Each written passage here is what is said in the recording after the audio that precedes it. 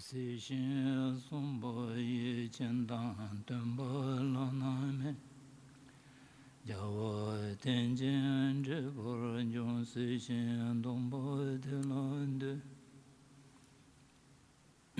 Most Reverend Dame, venerable monks, and dear friends.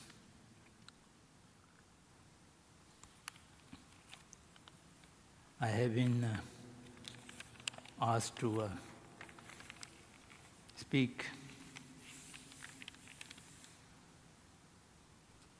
this afternoon, mind training and compassion applied to everyday life.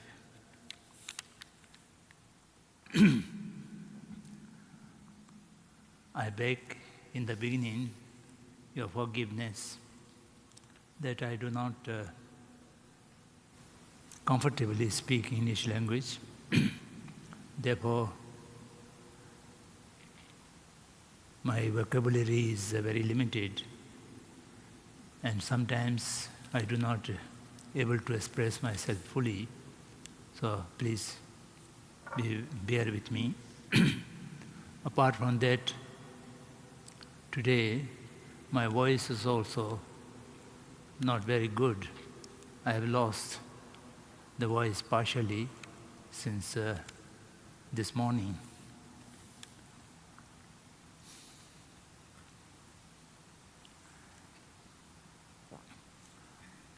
The topic of discussion is mind training and compassion.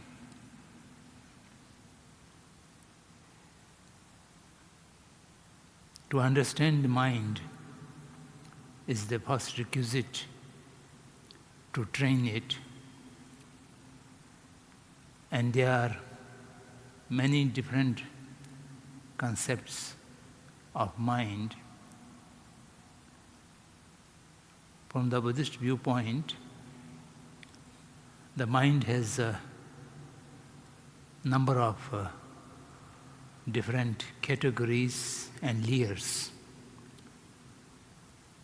On the one hand, we might categorize the mind, the gross mind, the subtle mind, and the subtlest mind. Within the concept of consciousness, that means a potential to knowing or potential to perceiving external subjects or matters, that is called as mind, which is operating the person. What is a person? What is an individual? The concept of individual is a combination of mind, body, and speech. In the Buddhist terminology, this is called as the three doors of action. The body and speech is under the command of mind, and that mind has a number of different parts or portions which is at the subtlest level. It's stainless, clear, and nothing contamination is entered into its nature. But it's a gross level. This mind is polluted or clouded by numerous negative emotions or concepts, a thought process. You can categorize the mind into two groups, the positive mind and the negative mind. Or, on the other way, it can be categorized perceiving mind and conceiving mind. The entire conceiving mind is within the category of thought forces, as we usually say. The thought is always dealing with the image, and the perception is always dealing with the reality.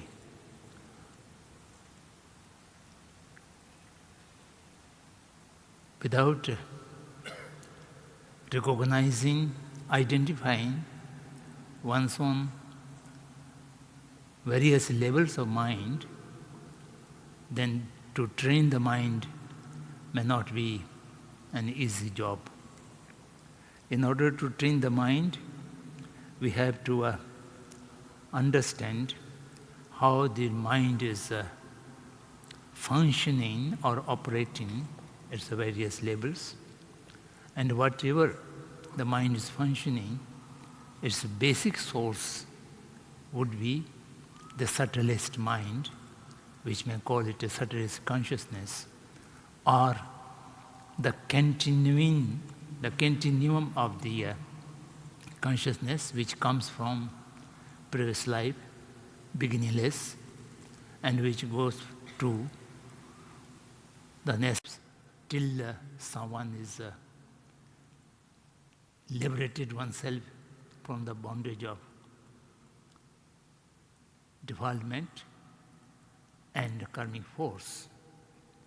Even then, the enlightened mind, the continuum of enlightened mind, still continues unceasingly.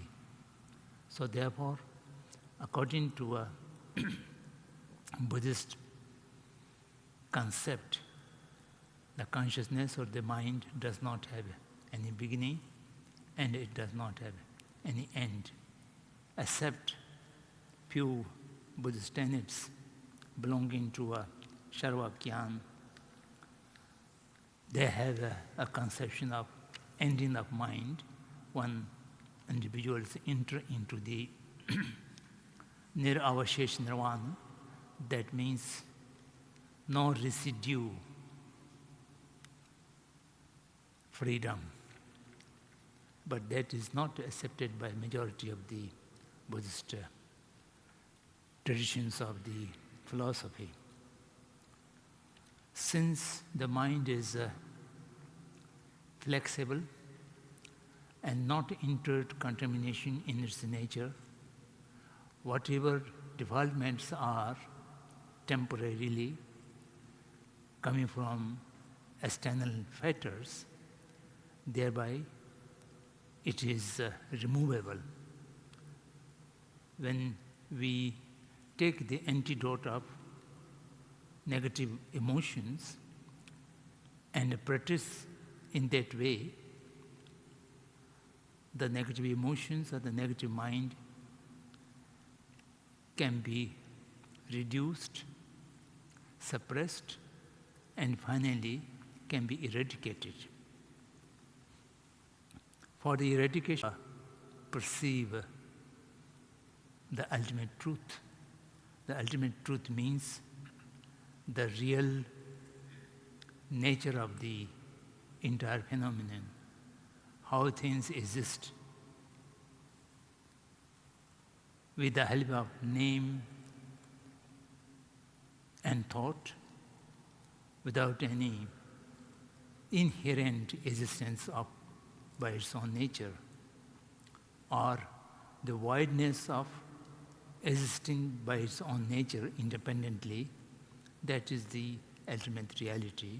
When you perceive this ultimate reality, then the source of entire negative emotions are completely eradicated.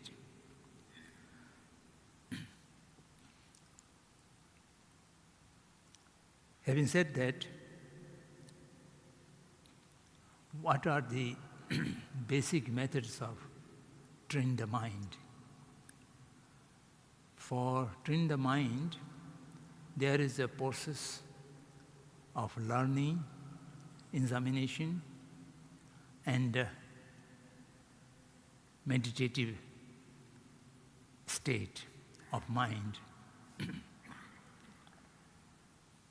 At the first level, we need to understand the nature of mind and its negativity and the antidotes of the negativity that shall have to be learned either from hearing from the masters or teachers or reading from books or literature.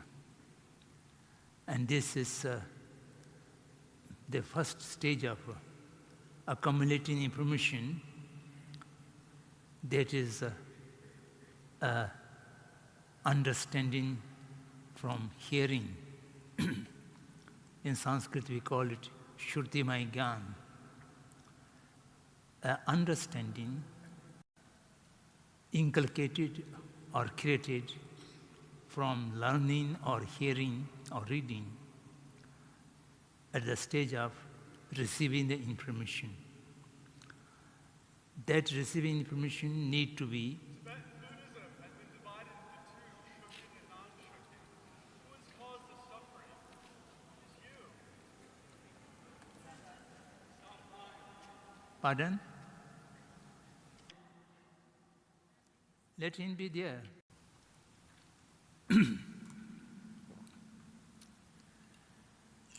I could not hear his question clearly, but I think he was saying that Tibetan Buddhism has a Shruti or no-Shruti. I don't understand what he is referring to, no-Shruti. All the religious tenets within the category of Shruti, because it can be taught through teacher to disciple. I was referring the process of training the mind at the first level to the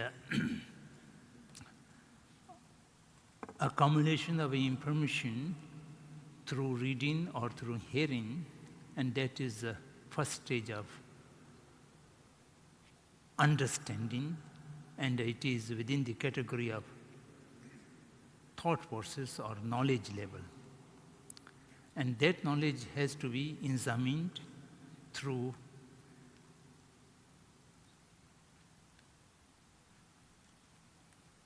analytical meditation. Contemplative meditation means meditating on the basic information which you have acquired through your own mental examination and analyzation using various logic and reasoning. Then you reach to a stage of inner realization, adhigam. That inner realization means that what you have accumulated the information at the level of hearing is either correct or incorrect, real or unreal, truth or untruth, and what kind of modification should be done, so on and so forth. Then the second level of understanding, the chintaning my gyan, that means understanding acquired from your own analytical meditative mind.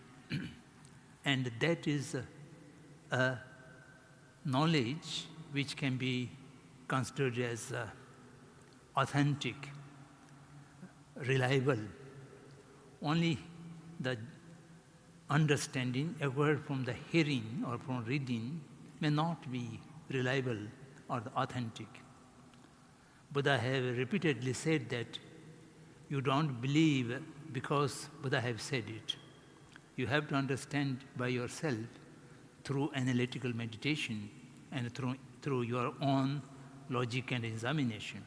This is the real level of understanding from where it begins that cultivation of mind or training of mind real begins, because the understanding acquired from hearing alone does not make to transform or to alter the mindset as it is. Then at the second level, you have the knowledge or understanding for your own analytical meditation. When you acquire the authentic understanding, then you can begin to meditate on meditation on it. You will achieve the real perception of the thing, whatever the phenomenon, whatever you are analyzing through the analytic perception of it. That perception is not an assumption or just belief or just acceptance, but it is real seeing. Seeing means direct perception, and that transforms your mind. So this is a process of training the mind, and this process also have, when it reaches to the meditative level, grossly it would be three different kinds.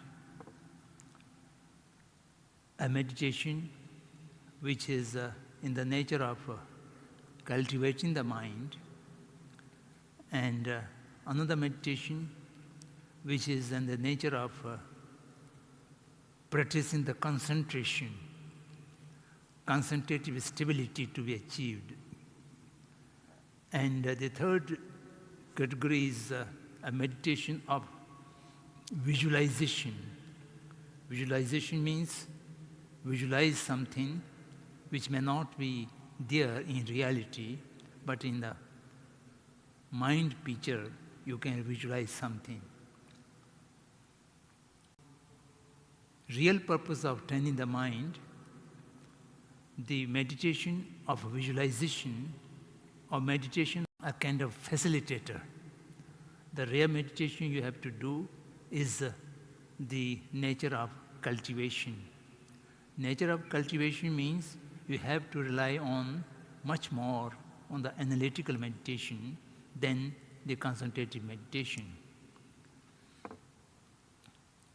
Your mind is in nature pure and uncontaminated, but temporarily your mind is diluted with hate, anger, lust, greed, attachment, and so on. All these negative emotions might happen, and it always arising to a default real, and the cultivation means are opposite of compassionate mind, love, and nature of emotion. Particularly, the compassionate mind is being distorted or being destroyed or being kept away by a feeling of hate and anger. All the conflict and all the violence and all the problems are arising, and if we are able to transform or alter or train the mind in a positive way, all these problems which we are facing day to day would be completely avoided. Eradication of all these problems and the source of problem. So therefore we need to cultivate in our mind a compassionate emotion in order to achieve such compassionate mind, we have to go through a systematic method of training the mind. The mind, which is completely conditioned through sources, might be through education, through habits, and through a negative environment, and mostly the system in the society which conditions our mind. Right from the childhood, we are being taught and encouraged into a mindset of comparison and competition, through which we care for self much more than the others. And the equality between self and the other has been completely lost. And this is a malady or a kind of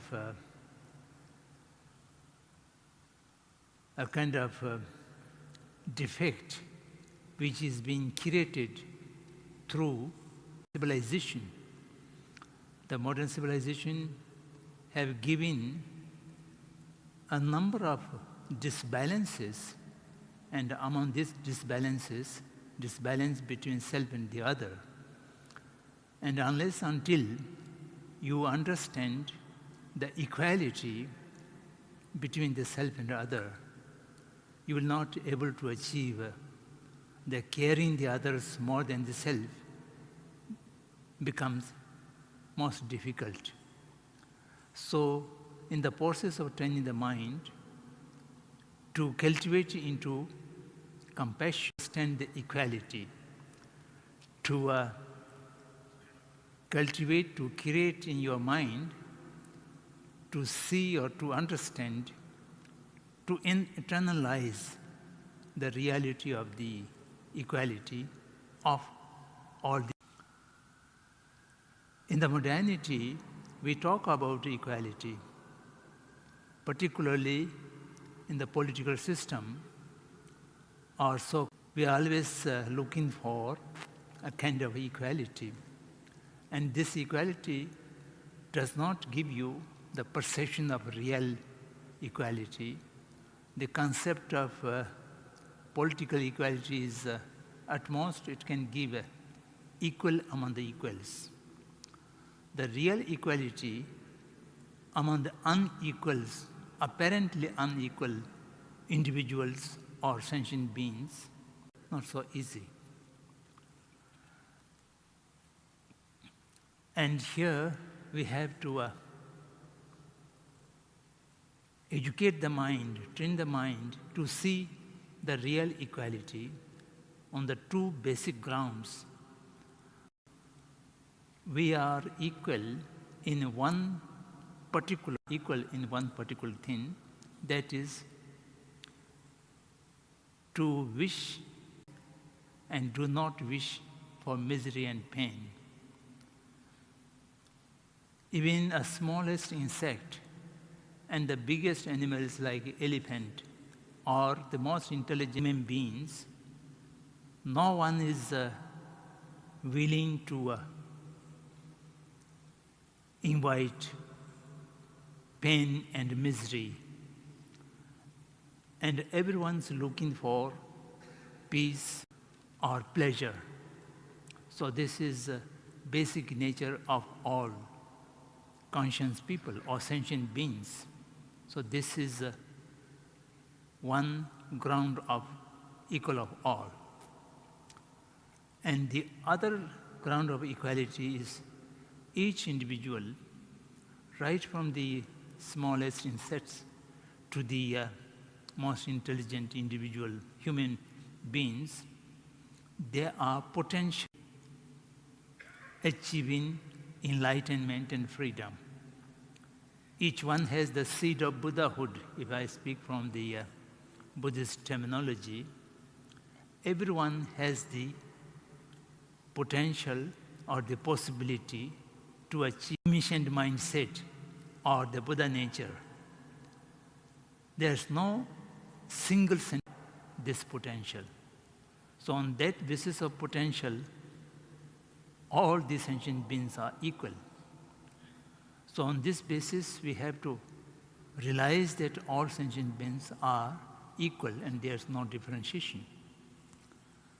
Then thereafter, our mind approach to the rest of the sentient beings, the approach of equality to all. Upekkha bhavana. Upekkha bhavana does not mean uncare or unmindful.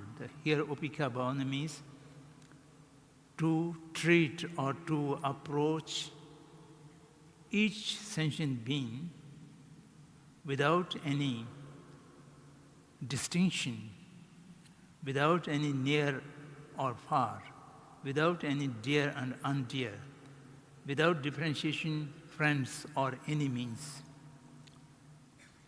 So this is more difficult to achieve in our mind because we have prejudices to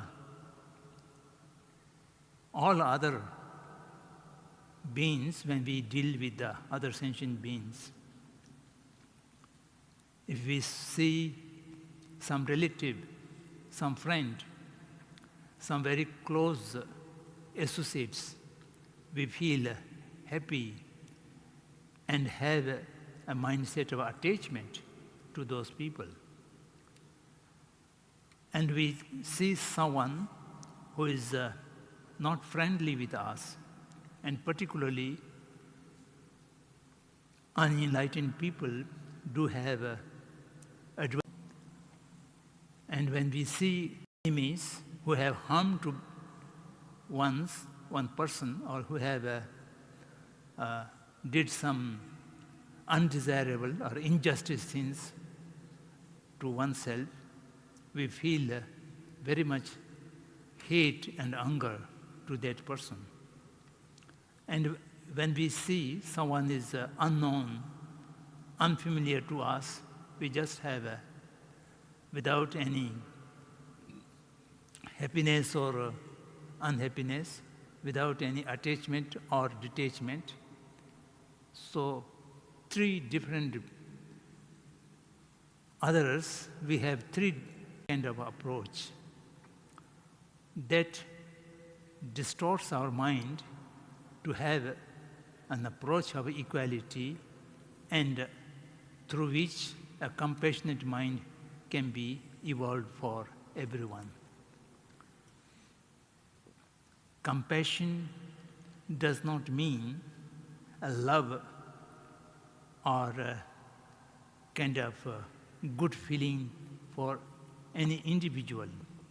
The Buddhist terminology, compassion means a mindset which is pervasive to all sentient beings. Among the categories of compassion, we make two categories. The first category is limitless compassion, and the other is great compassion.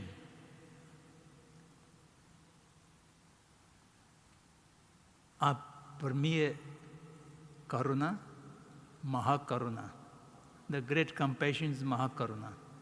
That is a variation for Buddha nature and which makes the person as bodhisattva. Karuna, a compassion which still do not have the power to take its fold the entirety of the sentient beings, but it is not to a limited sentient beings. Limitless sentient beings have been taken to the object of compassion or the kindness. That is limitless compassion. Then it goes equal to karuna.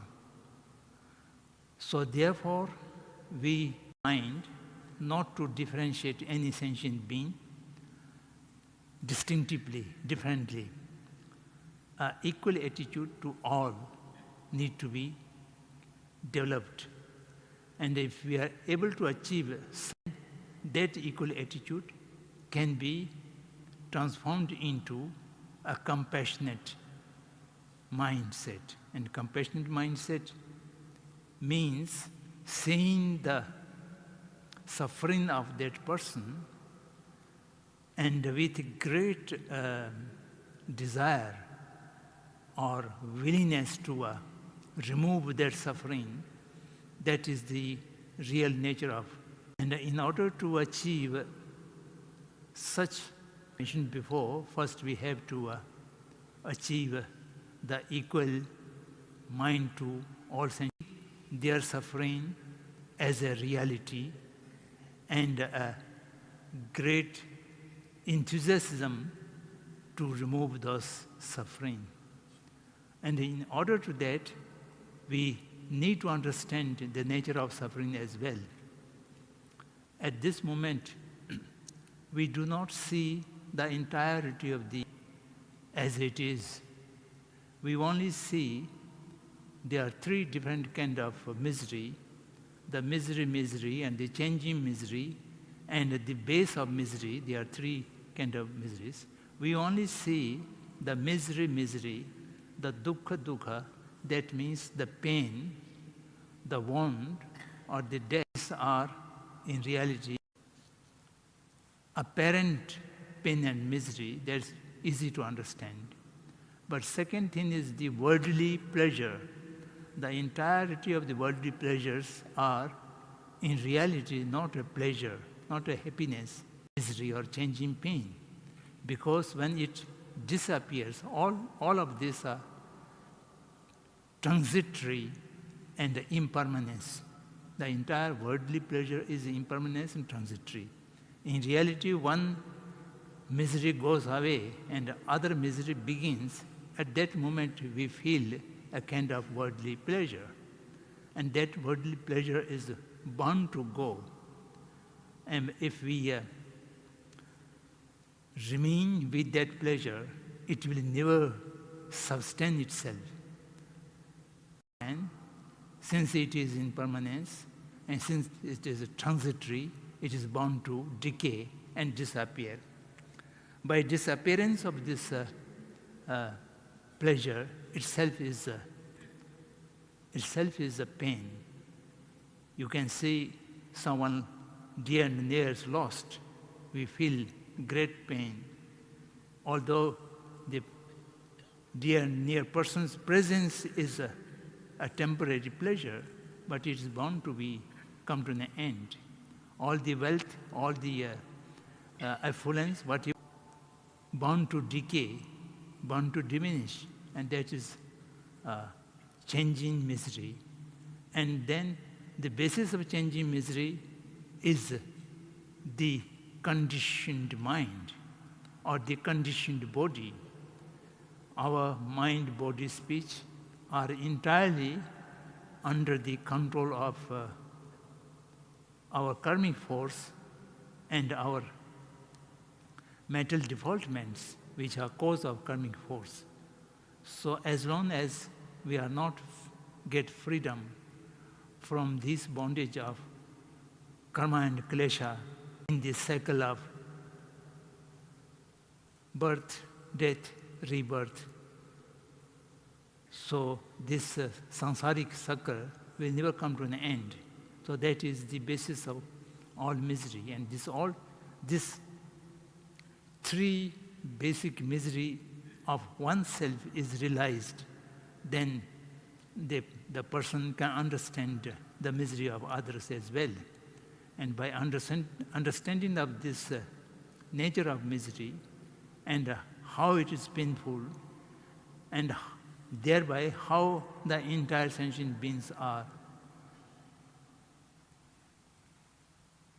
real, the object of our compassionate mind can be experienced and understood. So this is a way to train the mind into the into the nature of compassion, And of course, it can be applied to all the spiritual practices are applicable in the daily life. Any person who begins a spiritual journey shall have to be combined the daily living and spiritual journey. Unless and until your all day-to-day activity is converted into a spiritual practice or a facility to spiritual practice, you cannot progress in the path of spirituality. It's therefore all the daily activities, it may be social engagement, it may be serving the family, or it may be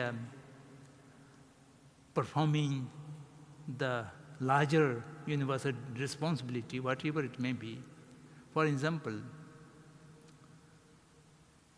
talking, eating, reading, meditating, whatever you do, you have to a good motivation, and your action can be directly or indirectly helping or assisting to the cultivating of greater compassionate mind or in positive emotions. So each vocal, physical, and mental activities shall have to be watched through a mindfulness, a consciously prepared mindfulness. That means all your physical work and mental action or mental activities should not occur without noticing or noticing too late. So if you are able to watch day-to-day leading the life or activities which are completely under the observation of your greater awareness. Greater awareness means you do not do anything unawarely. That awareness is difficult to cultivate, and it also needs the 3 stages of training by which you will be able to achieve to remain aware or awake. That awakeness will be an observing mind.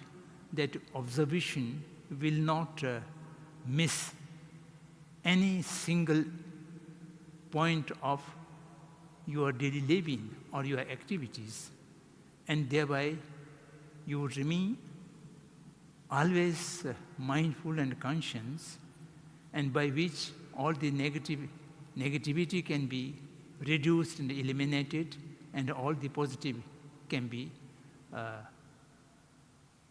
developed or increased. Training of mind into compassionate one does not come in few days practice. It shall need to a permanent process of practice throughout the life, and perhaps it will continue life after life, and many births may be used for achieving the great compassionate mind. And once you achieve the great compassionate mind, you are in the path of a non-believer. Someone has not looking for achievement of Buddha nature or spiritual higher realm, yet as an ordinary human being, if you have some kind of compassionate mind, beings, your life would be much different and much better and much meaningful. Also impermanent, and whether I could complete my submission or not, I am aware that I shall have to stop my talking here, so that a little bit time could be left for your comments or observations. Thank you for your kind attention.